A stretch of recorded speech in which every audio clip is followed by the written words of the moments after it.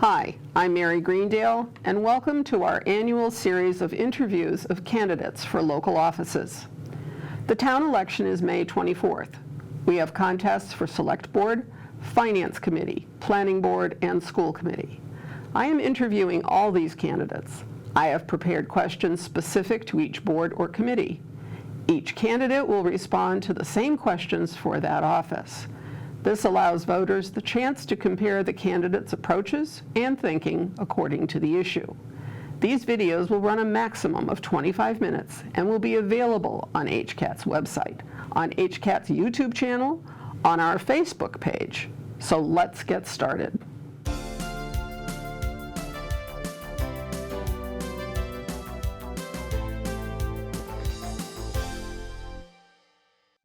Okay, so for the next interview, I am talking with Stephen Wang. Stephen is running for the Planning Board, which is the reason for today's interview. You will also find him on the ballot for the Board of Assessors. For that seat, he has no opposition. It is possible that someone will do a write-in campaign the day of the election, but as it stands at the moment, he would be the presumptive filler of that vacancy on the Board of Assessors. So actually, Stephen and I will become colleagues if all of that pans out. So for the Planning Board, however, you are in a contested race, and so that's the point of these questions. So please tell us briefly about yourself, your occupation, family, whatever. So, well, first and foremost, Mary, thank you so much for taking the time today to give me an opportunity to introduce myself. My name is Stephen Wang. I have obtained a educational degree of the doctorate level status in the pharmacology area. So I'm a scientist by training, which leads me to a world of very exciting time, especially in today's world. I have two beautiful daughters, 12 and 6, and they are both here in the Holliston public school system. My wife and I, we moved here in 2017 from the town of Plainville, actually. Oh, really? And again, just really appreciating the small town effect, right, of Holliston, which is really a gem tucked away between larger cities, such as the city of Framingham, for example, but also really, appreciative of the education system in terms of the programs, such as the French immersion program, which my 6-year-old is actually involved in right now. A little fun fact about myself. Please. I am Iron Man in costume for the superheroes and princesses for the Holliston Newcomers and Neighbors Club. Well, so, I am really honored. Thank you. This could be the first time my identity has been revealed. Well, so, actually, okay, this is the unveiling. Oh. That's right.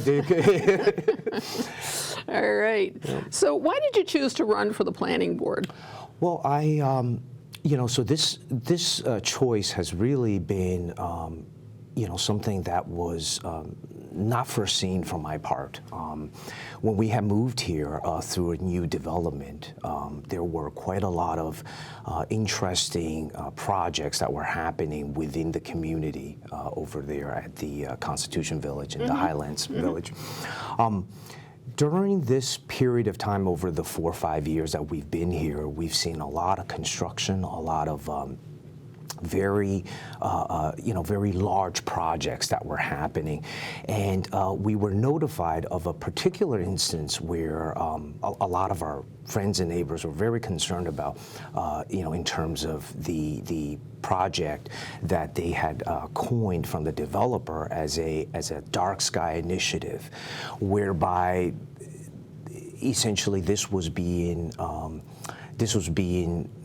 used to avoid having streetlights installed. That was originally proposed, accepted by the Planning Board. And so through my participation with regards to listening to the closed meetings and the open public hearing meetings, I really gotten an opportunity to learn and just kind of see the Planning Board in action, which was led by Karen Sherman, as you know. And throughout this meeting, I had, essentially all of the thoughts and all of the arguments that I had thought about with regards to not, having streetlights, was very well captured by the board, right? And I think that the essence of the planning board, looking out for the public safety of the community as a front runner, but also, wisely, but also artfully deal with large projects by various developers or other businesses. I think that really drew me to volunteer myself and hopefully to be able to contribute to this process. Right. Interesting. Yeah. That was quite an introduction, huh? Thank you. So describe the skills and experience that you have from general life and that kind of thing, what you'll bring to this committee.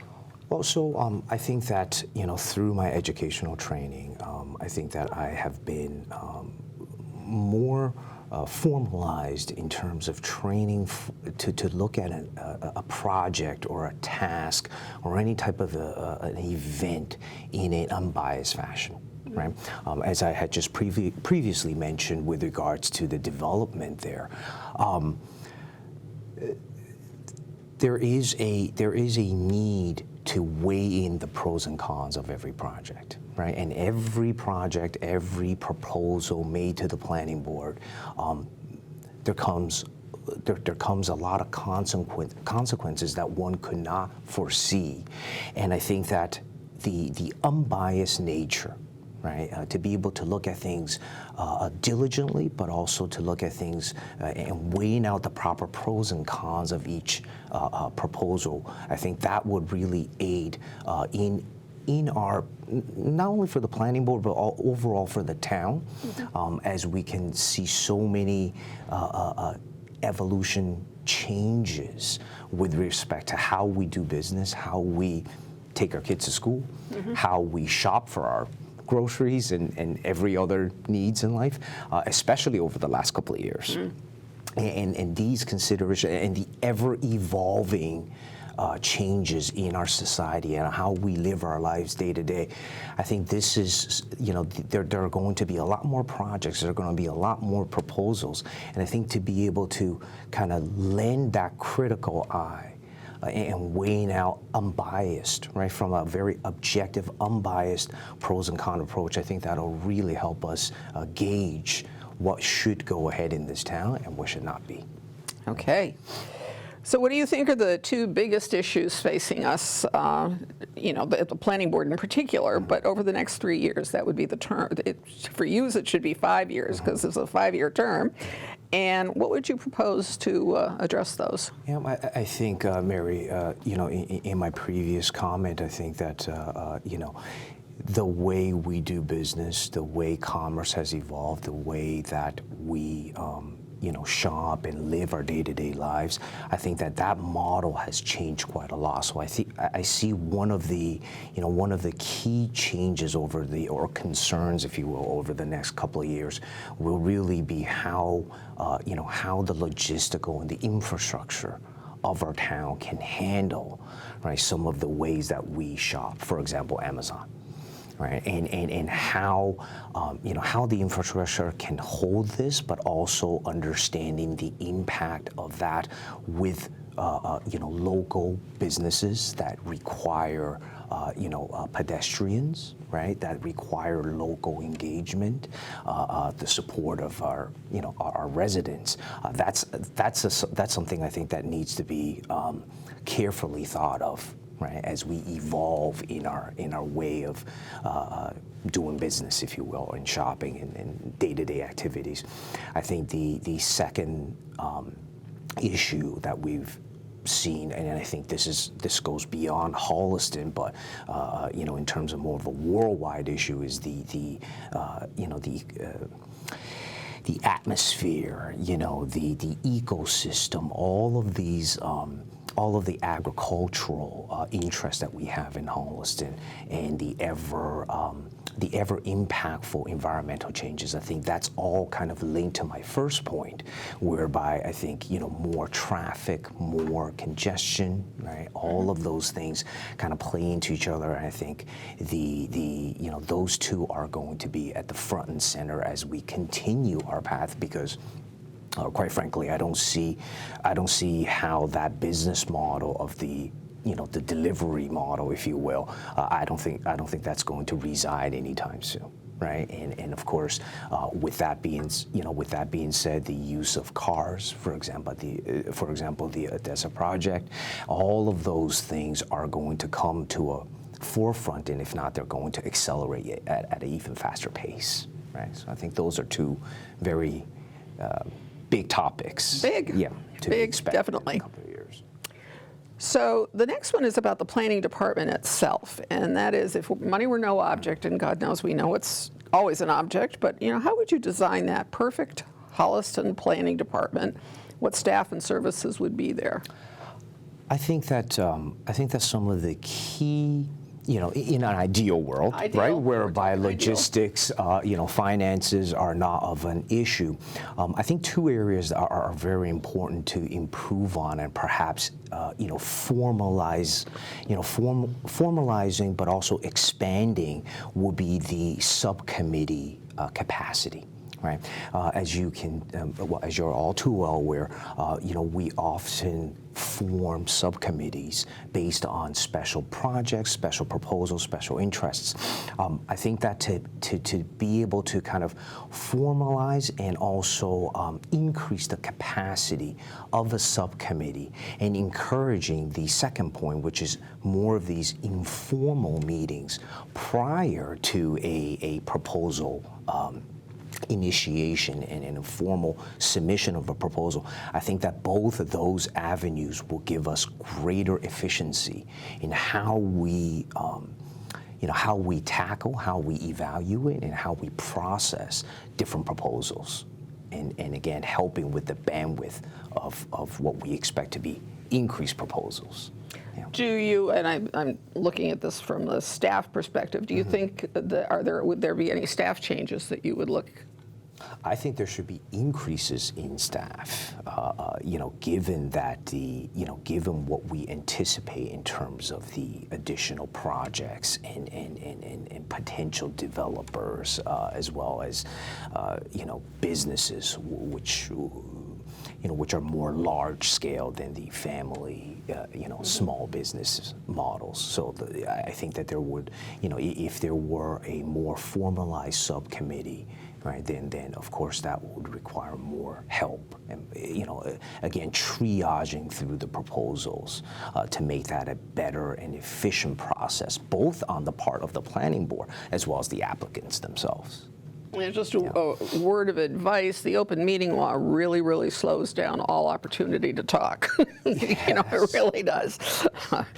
Anyway, according to state statute, long-range planning is part of the job of the planning board. Yes. And right now, do you think that it happens enough? If it is enough, and if not, what do you think should be happening? Well, so I'm very glad that you brought that question up, Mary, because for me, when I look through our town records and publications, the comprehensive long-range committee, if you will, and I'm not sure if I'm getting that acronym correctly. There's quite a long name. Long name there. Yeah, but they call it Envision Holliston's future. Right. That's the easier way. And I think that really is, it's a great initiative. I think that it has quite the long scale range to it, but I believe that 10 to 15 years is in my opinion, time flies very quickly,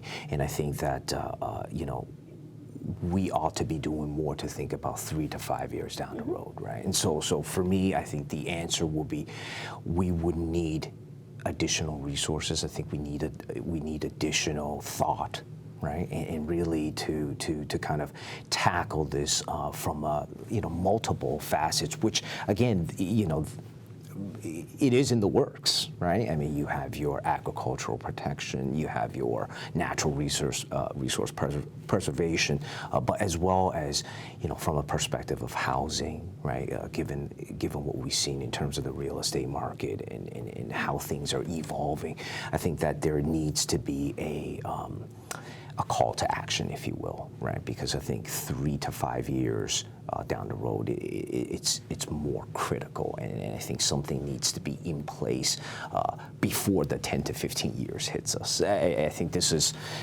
just being well prepared as a town, right? I gotcha. Yeah. There seems to be broad consensus that Holliston needs to build its business base. And is there anything that you think that the planning board can or should do about that? I think, again, Mary, I think the ability to be able to initiate or to be able to make the process more efficient with and thereby encouraging business development, that I think is really going to be the crux, right? Where we're not rate limited by the process, right? And to build businesses and to invite more businesses into having an interest in the town of Holliston, right? So I think that absolutely there is a there is a need, if you will, to be able to better that process. However, to build business is one thing, but it's always, for me, I think that it's always a counterbalance, right? It's a counterbalance, if you will, of what is that business and how that business can benefit the town, right? And that balance is often unclear. From an initial proposal perspective, right? And so I think that the ability to be able to invite more business, absolutely build better business model, right? Having an increased base is absolutely important, but I think that we need to be very focused, not to lose our hometown effect, right? That atmosphere, that feeling, which again comes back to small business owners and stores like Fisk's, for example, right? Where my daughters spend a lot of their time. So, it really is, but these businesses, in my opinion, really kind of define and kind of give character to our town. And I think that needs to be focused on just as importantly as some of the bigger businesses, such as the Odessa project, for example. Right? Got it. So, if elected to the planning board, you have a sphere of influence, you're in a leadership position and so forth. What are the policies and practices that you think need to be examined to ensure that we have diversity, that we have inclusion, that we have equity, all of the critical social balance? Yeah, I think that over the last 4 or 5 years that we've been here, what we have seen is an increase in terms of just in our neighborhood alone. For example, we've seen a major uptick, in terms of the new neighbors that have purchased homes and moved in here. I think that the town really can benefit from having more awareness of the cultural diversity that's ever evolving, but not just in terms of cultural, but also in terms of age. Age categories and the demographics has certainly been evolving, if you will. And I think that the best way to do this is to really, commit to more campaigns that actually involve, more events. And again, of course, not barring what has happened over the last couple of years, right? And I think that, as we return to normality, where social interactions can occur, I think that we really should encourage more events, more awareness events, if you will, whereby there is a larger gatherings, if you will, that really gets through this. And again, working with H&N, for example, that really, we've gone through some tough times over the last 2 to 3 years, and I think that as things return to normal, these are the type of avenues, if you will, that we should really allow to further grow back, if you will, and stronger than ever, right? It's interesting that now the Holliston Newcomers has included neighbors, so that it's no longer just the newcomer. Yes. And I think that's one of the bigger things that, you know, those of us who've been here a long time need to understand, that there has been that shift.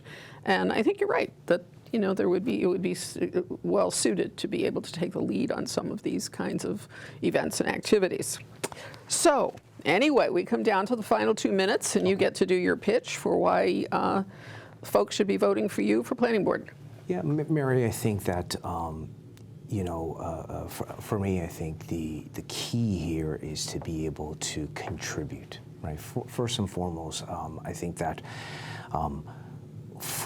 to volunteer my experience, to volunteer my education, and having lived in other towns and cities before moving to Holliston, I think the key here is for me to learn and to really be able to contribute in an unbiased fashion, to give us additional risk-benefit analysis that would really aid some of the projects that are ever evolving, but also evolving in the sense that they are very novel and that we as a town of Holliston might or might not have come across, right? And I think I can bring that that additional you know, input in terms of giving the community a more of a diverse and again, understanding the cultural aspects and the evolving needs of the community as we grow for the town of Holliston. All right. Yeah. Well, thank you very much, Stephen Wang, candidate for planning board. And we're done with that interview. Thank you again, Mary. Yeah. Thank you for watching Just Thinking. You've done your homework, so please remember to vote on May 24th. It's important for you, your family, and the community. Thank you.